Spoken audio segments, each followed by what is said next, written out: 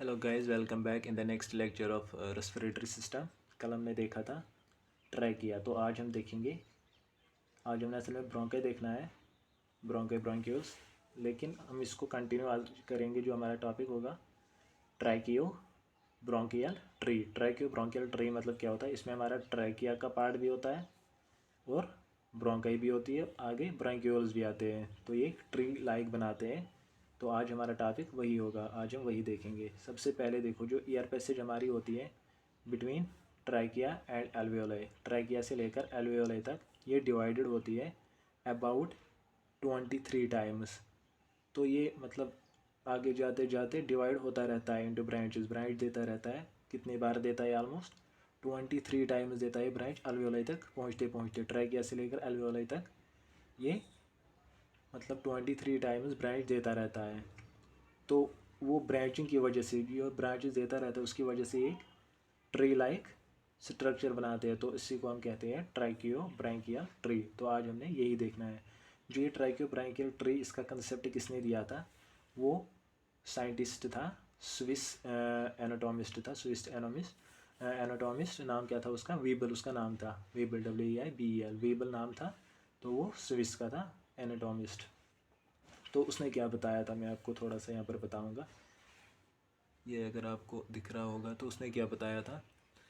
देखो, उसने बताया था सबसे पहले हमारा जो ट्रैकिया होता है, ट्रैकिया दो ब्रांच देता है।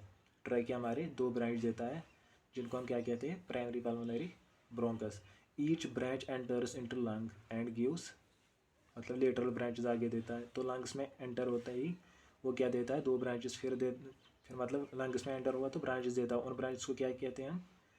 लोबर ब्रांचेज। जो हमारे लोबर ब्रांचेज होती है वो हमारी सेकेंडरी ब्रोंकाई होती है, सेकेंडरी ब्रोंकस यार। ये हमारी जो प्राइमरी ब्रोंकस होता है, ये हमारा सेकेंडरी ब्रोंकस, दूसरा नाम क्या है? लोबर ब्रोंकस इसका।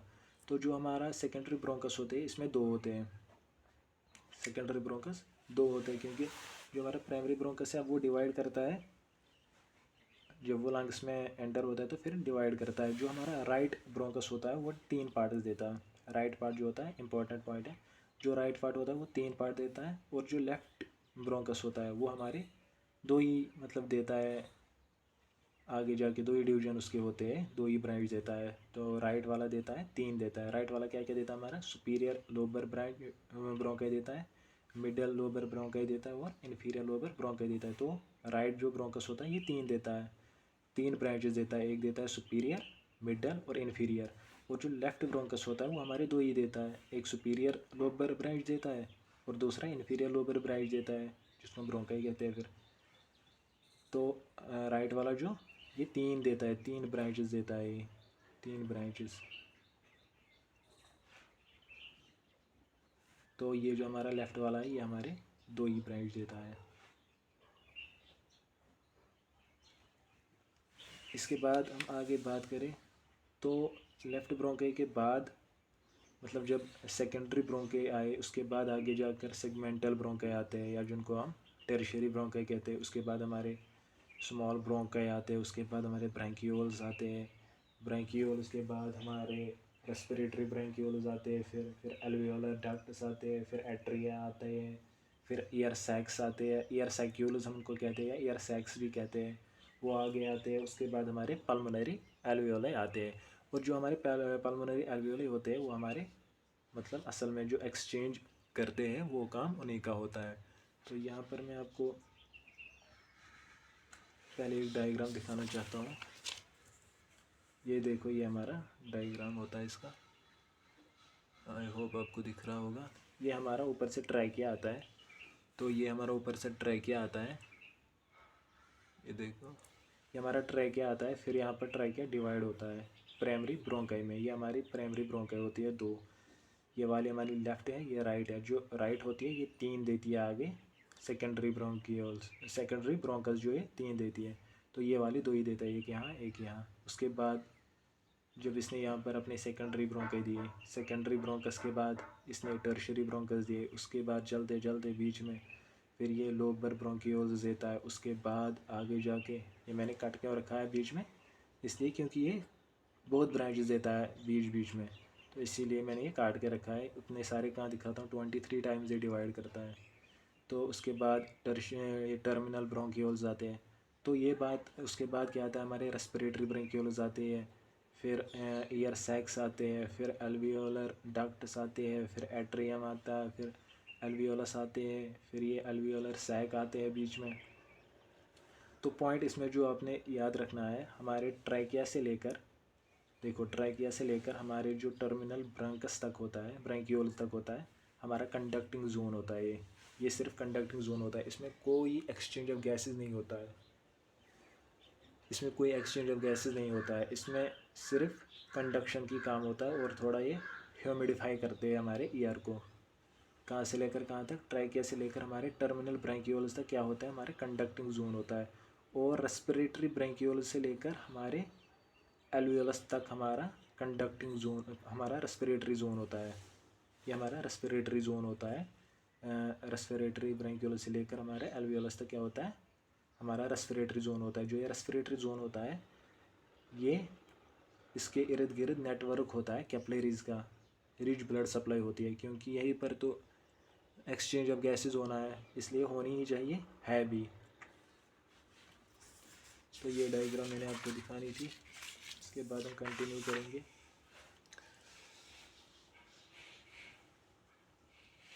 तो मैं आपको ये बता रहा था, जो हमारा ट्रैकिया होता है, ट्रैकिया एंड फर्स्ट 16 जो जनरेशन्स होती है इसकी, मतलब फर्स्ट 16 जो इसकी ब्रांचेस होते हैं 16 तक, वो क्या होते हैं हमारे, वो कॉन्स्टिट्यूट करते हैं हमारे कंडक्टिंग जोन। कंडक्टिंग जोन वो कॉन्स्टिट्यूट करते हैं ट्रैकिया एंड जो फर्स्ट 16 डिवीजन्स होते हैं इसके, 16 ब्रांचेज जहाँ तक ये देता है, वहाँ तक क्या होता है हमारा ये कंडक्टिंग जोन होता है। और जो लास्ट 7 जनरेशन्स होते हैं, लास्ट 7 जनरेशन जो होते हैं वो कॉन्स्टिट्यूट करते हैं हमारे रेस्पिरेटरी जोन। तो रेस्पिरेटरी जोन में हमारे क्या क्या आते हैं, रेस्पिरेटरी ब्रैंक्यूल्स आते हैं, एल्वियोलर डक्ट्स आते हैं, एल्वियोलस आते हैं, ये हमारे फिर कंडक्टिंग जोन में आते हैं, ये हमारे रेस्पिरेटरी जोन में आते हैं। तो इनकी इर्द गिर्द हमारे नेटवर्क ऑफ कैपिलरीज होती है, रिच ब्लड सप्लाई होती है।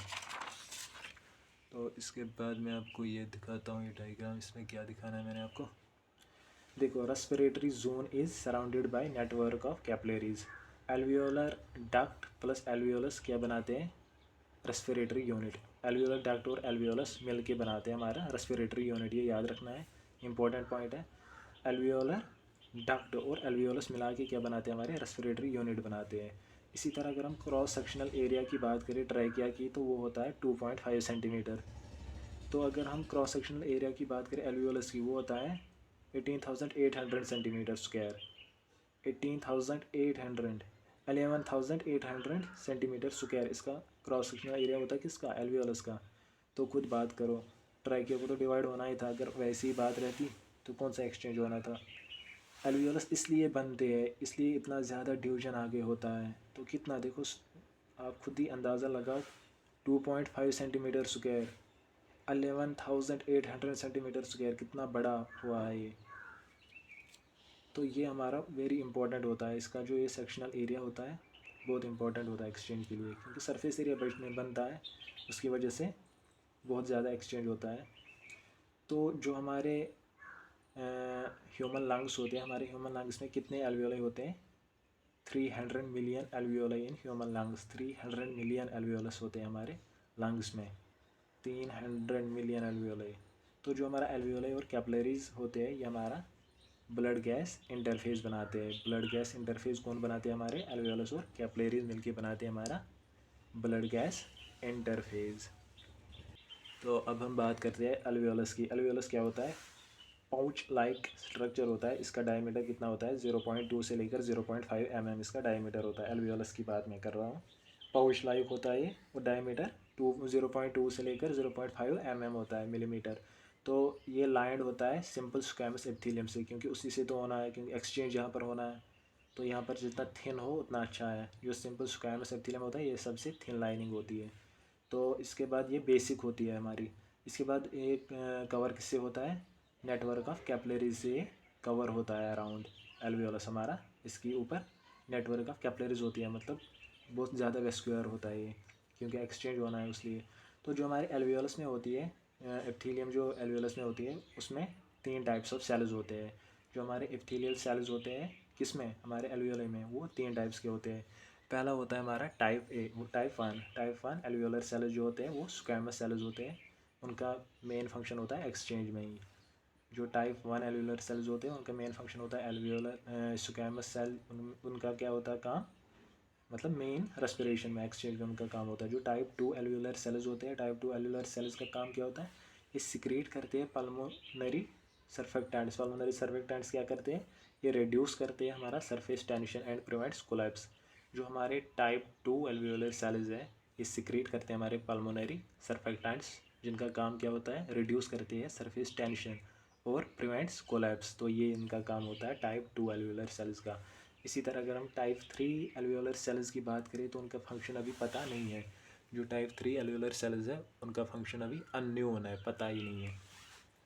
इसके बाद जो राइट और लेफ्ट ब्रोंकस की बात मैंने की थी उसकी थोड़ी डिफरेंस हम यहाँ पर देखते हैं, उनमें क्या डिफरेंस होती है। जो राइट और लेफ्ट हमारा ब्रोंकस होता है, डिफरेंस क्या होते हैं। देखो जो राइट ब्रोंकस होता है वो हमारा शॉर्ट होता है, शॉर्ट होता है और वाइड होता है, शॉर्ट होता है और वाइड होता है। एक तो वो छोटा सा होता है, दूसरा ब्रॉड होता है या वाइड होता है। इसी तरह जो हमारा लेफ्ट ब्रोंकस होता है वो लॉन्ग होता है और नैरो होता है, लॉन्ग और नैरो होता है। इसी तरह राइट ब्रोंकस की बात करें तो ये हमारा मोर वर्टिकल होता है, ये थोड़ा वर्टिकल होता है, मतलब ऐसे होता है, ये वर्टिकल हम कहते हैं। और ये लेस वर्टिकल होता है, मतलब ये ओब्लीक होता है और ओब्लीक, ये ओब्लीक होता है मतलब ऐसे होता है। ये थोड़ा वर्टिकल होता है, ये ओब्लीक होता है। फिर इसकी बात करें हम, इसके राइट जो हमारा ब्रोंकस होता है enters helium eight T5 vertebra. तो ये हिलम, हिलम मतलब जो जहाँ पर हमारा, देखो ये हमारा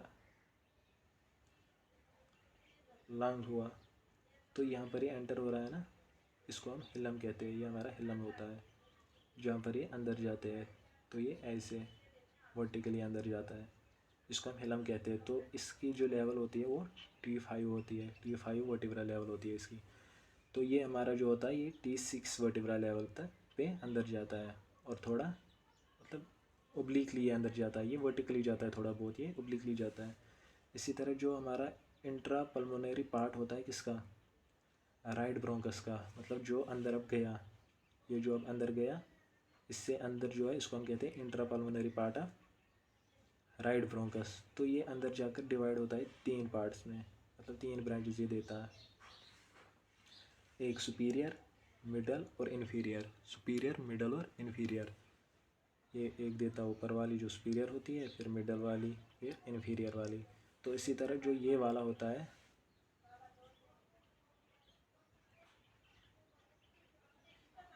ये वाला जब अंदर जाता है तो ये दो ही देता है, ये सुपीरियर ये इन्फीरियर, ये सुपीरियर वाली ये इन्फीरियर वाली, दो ही ब्रांच देता है। तो गाइस ये था हमारा जो आज का टॉपिक हमारा था ट्रैकियोब्रैंचियल ट्री। इसके बाद हम आगे अब कंटिन्यू करेंगे लंग्स, तो